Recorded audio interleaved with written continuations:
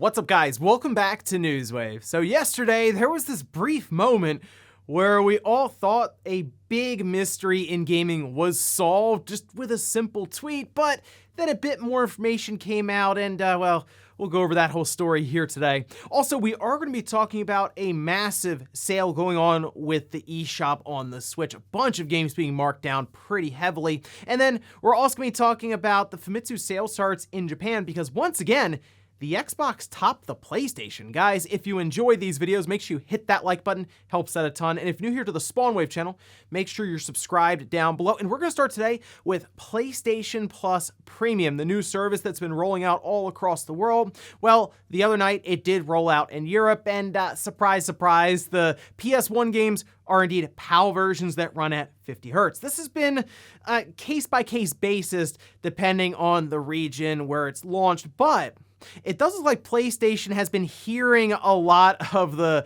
feedback for these versions of the game, which we can see here.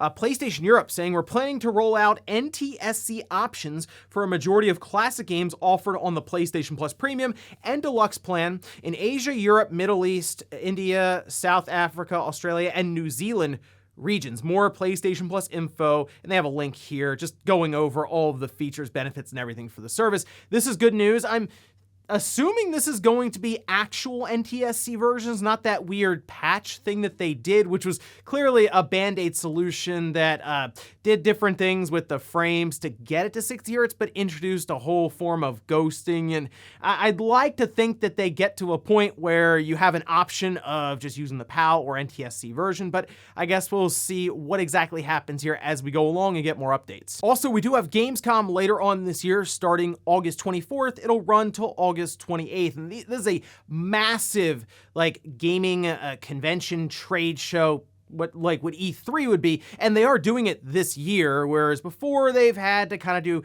digital showcase or just not at all. But it does appear that several companies are still not making the trip out there, with Sony being the latest one saying they won't be. We can see this over on Kotaku, who says one of the largest video game brands in the world, PlayStation, has confirmed that it will not be part of the annual Gamescom 2022 trade show. Now, they also mentioned there will be no big announcements or news from PlayStation around that time period, and this is following up with Nintendo, Activision, Take-Two. None of them will be participating in Gamescom, which is kind of a shame because obviously you look towards these larger trade shows for some big announcements, and PlayStation has had a presence here. As an example, Death Stranding was shown off in full. Remember that was when Kojima sat down, showed off Death Stranding, and everyone was like, well, where's the real game? This isn't it, right? You're just delivering stuff. But either way, I mean, this is just another case where we've seen these companies decide to just forego these larger events. I'm still thinking it may have to do with everything trying to get back to normal after the pandemic and getting these shows to be more regular and something to be planned for. So I guess we'll see then going into 2023 if things get back on track. Oh, and I mentioned it already, but the summer Steam sale is now live, and we can see this over on the Steam store website. This will be running until July 7th, and we have some pretty good deals here to take a look at, with some of the headlining ones being like Forza Horizon 5. That's down to $47.99, but even Sekiro is half off, down to $30. We can also scroll down a bit further here. We have Dead Cells. That's half off. Sniper Elite 4 is 90% off. That's the funny thing about these Steam sales. You'll see 80, 90% off pretty regularly. Even like Hitman 3, 60% off. Resident Evil Village is half off. They also have a section further down for games that are 75% off, or even games that are $10 or $5 and under. Like an example, Devil May Cry 5 is $9.89. So certainly some pretty good stuff to check out here, and especially if you want to fill up that backlog, because I'm sure you've cleared that out by now, right? And guys, with some of the quick news out of the way, let's get into the bigger stuff. Let's start right away with this big sale that's going on with Nintendo and the Switch on the eShop. We can see this over on their sales and deals page. It's called the Big Ol' Super Sale. It is currently ongoing starting yesterday. It'll be running until the 6th of July. So couple of weeks here to take a look at the games, and there's some first-party stuff in here, which I know that is always a big deal whenever these first-party Marios or Zeldas games from Nintendo goes on sale. Like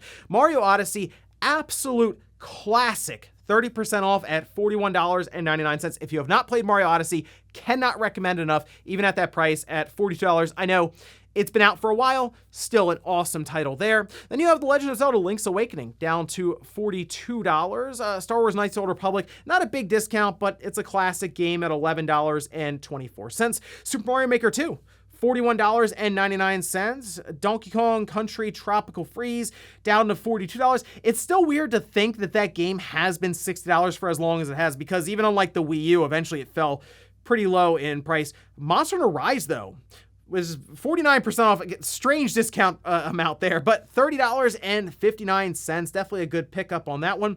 Paper Mario, that down to $42. The Lego Star Wars The Skywalker Saga down to $45. Pikmin 3 Deluxe down to $42. Persona 5 Strikers half off at $30.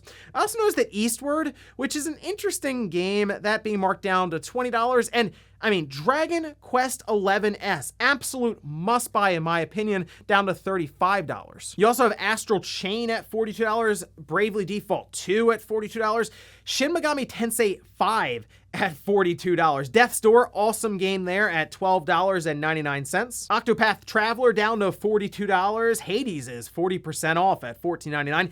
Castlevania Advanced Collection. I always say to take advantage of collections in particular during these sales, because technically you're getting a bundle of games, this being, I mean, some awesome Castlevania games from the Game Boy Advance, that at $13.39. And I also saw No More Heroes 3 is half off at $30. Oh, and real quick, if you were someone who saw Diablo 4 and you maybe wanted to try out one of these Diablo games, Diablo 3 Eternal Collection is $30, and then Diablo 2 Resurrected is down to $23.99. And even from there are many other companies participating in this big sale like 2K, Sega, and Ubisoft. So certainly take a look at the sales and deals page and see if there's anything you wanted to pick up, and also leave some suggestions down in the comments for games people should be taking a look at. Next up, let's talk about a tweet yesterday that, I mean, sent the internet into a frenzy, because at first glance, it appeared to solve this gaming mystery that's been running for, I mean, decades now, going back to Sonic the Hedgehog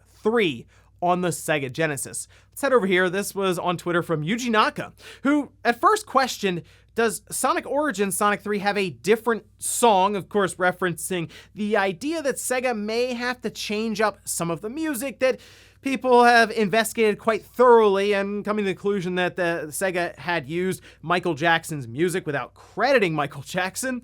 But then Yuji Naka says, oh my god, the music for Sonic 3 has changed, even though Sega official uses Michael Jackson's music. And I'll admit, this tweet got me for a minute, and he kind of left it out there for a while until coming back and attempting to correct it, or at least explaining what he's referring to. And from what I can tell, he says, Sega official uses Michael Jackson's music means this, that, pointing to another tweet that was made pointing to a TikTok from Sega showing Sonic with Michael Jackson's music playing as he's kind of moving around in the video. Yuji Naka then goes on to say, I feel like I'm being misunderstood a lot, probably because I don't speak English and I'm using a translation tool. Sorry. So essentially, no, Yuji Naka isn't like saying absolutely, oh, Sega definitely used Michael Jackson's music without crediting him. And like that was the whole thing that's been going on with Sonic, and the reason that we all know that Sega had to remix the music for Sonic Origins, what, they just felt like spending the money to do it? No, I mean, clearly there's some legal reason why they're going this route. So obviously people look at that and say, oh, Yuji Naka is confirming it. It just comes down to this TikTok video that he probably found humorous. Oh, they're using Michael Jackson's music for this TikTok video, but they are changing up Sonic Origins music because they might be concerned that using that music from Sonic 3 in the game could get them into some legal trouble. But nothing to see here. No, we don't have any confirmation around Michael Jackson in Sonic 3 and Sonic Knuckles, even though we all pretty much already know that's what happened. Next up, let's talk about No Man's Sky. We know it's coming to the Switch because it was announced previously. We just didn't really know when, but now we do have a release date for it. We can see this over on Twitter from the No Man's Sky account saying No Man's Sky is coming to Nintendo Switch and it looks great, basically. And it's releasing October 7th, there is a video showcasing gameplay on the Switch. We know tends to be just a video overlaid on the Switch itself and even on like the TV that they're using there. I will be very curious to see how this game actually runs on the Switch, frame rate wise, resolution, all this. But I will admit, this is a game that's going to be pretty cool to have on the Switch in like handheld format. We have it on like a TV through the Xbox or like the PlayStation, anything like that. But I don't know, something about this game that already feels very, very large on those systems being put on a handheld it's I don't know, it's interesting. It's not necessarily an impossible Switch port like we've seen with I guess you'd say like The Witcher or Doom, but I don't know, it just feels like it could be too big, right, for the Switch. But again, that's just the kind of universe that they have set up for you to explore. It's also coming physically on the Switch, which is really cool. And alongside of that, we can see they say from October 7th, for the first time, you'll be able to purchase a physical version of No Man's Sky on PlayStation 5. And I really haven't checked out No Man's Sky since when it first released back on the PlayStation 4 because the hype was through the roof when it was coming out. They had like the IGN first stuff that they were doing, and they were showcasing this massive universe that was procedurally generated, and you can go to all these different planets, and you'd be able to go from the atmosphere to the surface and do all of these different things when it came to exploring, surveying, and collecting resources. But it came out and it just didn't go over that well. There's a lot of backlash. But now, apparently the game has undergone so many updates and changes that is like completely different. I downloaded it on Game Pass the other day, and I am meaning to go back to it to see what exactly the game is now, and who knows, maybe I will check it out on the Switch. It's kind of cool to see that it is getting a physical release, just something to add to the collection, but also experiencing No Man's Sky again on a handheld like that is intriguing, but I'm certainly curious to see how it's going to run, resolution, and all of that, because the Switch is certainly being pushed now, and we'll see how it handles something like No Man's Sky on October 7th. And in our last bit of news, let's talk about the Famitsu sales charts. Now we'll take a look at these charts from time to time when there are new releases, like we looked at Mario Strikers Battle League recently and had it kind of disappointed out of the gate there in Japan, but you'll also see it pop up in the news when the Xbox does well enough. Like, it does better than the PlayStation, which tends to be because there just aren't any PlayStations to sell. But that did happen again this week. Let's head over here, though. Let's take a look at the games. We'll start with the top 10. Demon Slayer, still sitting at the top there, 20,964 copies. Then we have Nintendo Switch Sports, 18,789. That's coming up on 500,000 copies sold. Should get there next week. Then we have Mario Strikers Battle League, which fell down pretty good. I mean, 60% drop on what was already a pretty slow start out of the gate there. It's not looking great for Mario Strikers there in Japan. Then Kirby and the Forgotten Land, 8,649. Wow, that coming up on 1 million copies sold. Should happen sometime later this year, just based on its current pace. Then we have Mario Kart 8 Deluxe, because why not? Minecraft, Overlord Escape, that's 5,682 copies. Ring Fit Adventure, Pokemon Brilliant Diamond Shining Pearl, and then Super Smash Bros. Ultimate. Moving over to hardware, we have the Nintendo Switch at the top, 50,405 systems. Then right below that, the Xbox Series, 6,695. The split between them, by the way, is almost even. 3,272 Series X and 3,423 Series S systems sold that week.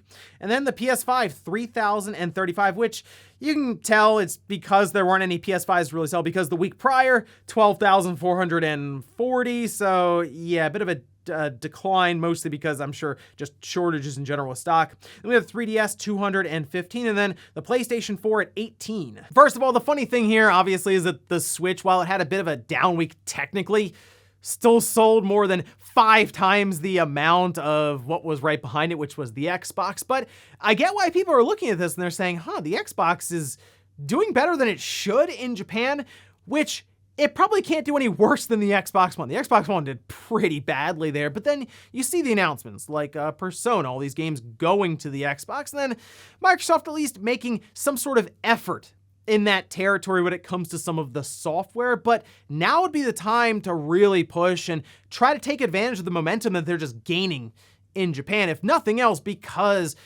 from week to week, there may not be PlayStation 5s available, but oh, look, there's a Series S. Oh, there's a Series X. I guess we'll pick that up for now. At least that's the belief that people have right now, is that if there's not a $500 PS5, well, they'll just buy the $500 Series X. I don't necessarily know if that's still the case, because, I mean, you still have to commit to a piece of hardware that's hundreds of dollars. But hey, the Series X or the Series SX, the Series line in general, definitely doing better than the Xbox One. And I do believe that this system from Microsoft is going to eventually reach 1 million units sold in Japan, which would be a big milestone for them. But a lot of it's going to come down to what they do with the software in Japan, and if they can keep making these kind of deals for like Persona or Soul Hackers 2 and many others. They can also leverage Game Pass. Maybe Soul Hackers 2 does go into Game Pass near launch, but I guess we'll find out more as we go along. But hey, if you're Microsoft, you're probably pretty happy as to how you're doing in Japan, just because, yeah, it's certainly an uptick from where you were with the Xbox One. And before we go to the comment of the day, we're gonna take a look at the poll that I posted up yesterday, where I asked, have you played No Man's Sky? 16% said, yes, I played it when it came out. I'm curious how many people were happy with it when it came out, because that was a moment in gaming history there. Then 17% said yes, but later on after it was updated, look at this, 67% said no, I haven't played it. So there's still a pretty large audience that they can reach with these No Man's Sky releases, like on something with the Switch. So I'm curious how sales will be with this on Nintendo's platform, because there may be people like me who are just curious as to how it will run, but I don't know, also having that experience as a handheld game is interesting. We'll see. And we'll finish up with the comment of the day, as you're seeing here. This is from Benjamin saying, my understanding from watching other tech channels, etc., is that buying cards that were used to mine crypto is not necessarily the worst. Yes, they were run constantly, but the load those cards go under for mining is apparently not as bad as if the card were used extensively for gaming, for instance. So you're basically choosing between a card that ran ultra marathons or one that ran long sprints. If they weren't built well, both could have knee issues. I don't think that, I didn't think that analogy through. I understand what you're saying here. I think there is some research out there showing, as you're saying, that it's kind of a wash. Either it was beaten down through gaming, like ultra settings and all this, or it was beaten down through mining. And I think like Linus Tech Tips did a video kind of talking about this. But my point is, it's becoming less of a seller's market with video cards and more of a buyer's market. So you can kind of call the shots and you can pick and choose which card you want to buy, not necessarily one you find immediately that's cheap, because as we go along here, more and more cards are going to continue flooding the market, especially whenever we have NVIDIA confirm that the 4000 series is happening and press releases go out and it's a whole thing there, more cards will show up, which tells me we will get to a point where the RTX 3080, just as an example, is below MSRP used. And then it's like, oh, I can pick one that had crypto mining going on. I can pick one that was used extensively for gaming, or, oh, there's one that apparently was lightly used. I'll just grab that one because there are so many cards now on the market. And ladies and gentlemen, that's going to do it here for Newswave. If you enjoyed this video, guys, hit that like button. If not, hit the dislike. Leave comments down below about everything we talked about here. Today was Yuji Naka seemingly confirming that they had used Michael Jackson's music in Sonic 3 and then saying, well, hold on, no, I was talking about TikTok. And then also, what about this big sale going on with the Switch? What games are you checking out? And then No Man's Sky. Are you curious about checking it out for the first time or returning to it after hearing about all these updates? Thanks, guys, for watching. Have a great weekend. I'll see you back here Monday morning, 8 a.m. Eastern Time for Newswave.